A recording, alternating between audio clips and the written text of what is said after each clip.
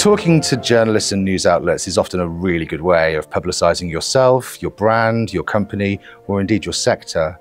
However, as we all know from watching the news, while most journalists are quite fair-minded, some will from time to time try to draw you down a blind alley or ask you to answer difficult or controversial questions.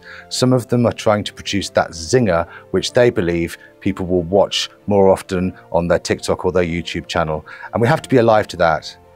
As a former BBC News reporter who worked there for nearly 15 years, I've often been on the other side of this fence.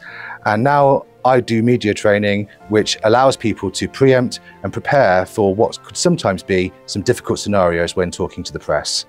There's a range of different tactics that journalists might try to use to produce an answer from you that you may not have wanted to give in the first instance. And media training can often go through scenarios which will wargame how those interviews might play out.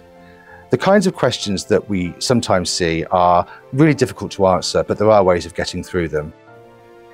One of the most obvious ones is the loaded question, and that is where the journalist has already assumed that there is a negative outcome which they will try to encourage you to affirm. This can be something along the lines of, your company will never reach their net zero targets, will they? And one of the things you have to do is think about how you can counter that and provide some information which will demonstrate that the premise of that question is flawed. The false dilemma question is one that journalists often use to present a series of binary choices as though one is not possible without the other.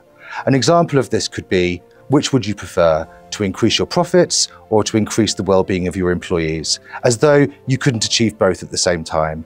It's sometimes tempting to choose one over the other. The smarter answer is to find a way of navigating through so that you can demonstrate that both things are possible or indeed impossible. The hypothetical question invites you to consider a scenario which may not ever happen in a way which may lead you to divulge unintended information. An example of this might be, if you knew now what you knew then, what might you have done differently? It's not always a good idea to answer these questions because they're not based in reality. They're designed to achieve something which the journalist wants to get, which you may not want to divulge. Media training empowers interviewees to feel confident, stay on message, and stay in control of the interview. There are a number of ways of responding to questions called bridging techniques, which allow you to answer the question truthfully, but in a way that keeps you in control of your narrative. Sometimes it's a good idea to try to buy some time. One of the things you can do is simply acknowledge or perhaps challenge the premise of the question. You can simply say, that's a really interesting question. I'm really glad you've asked it. And whilst you're saying that, your brain is thinking about how you're going to answer this question effectively. Often when we're talking to reporters, even a couple of seconds of silence feels like an eternity. However, it's never as long as you think. A couple of seconds of pause to construct your thoughts and your arguments before delivering them can produce a much better answer than one that's rushed or garbled.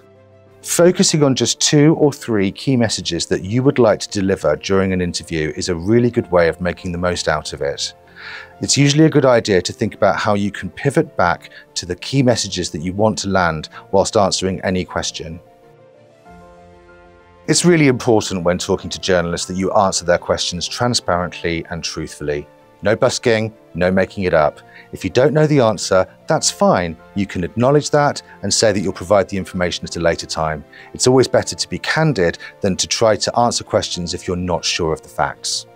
There's no doubt that talking to journalists is one of the more challenging situations any of us can face in our working lives.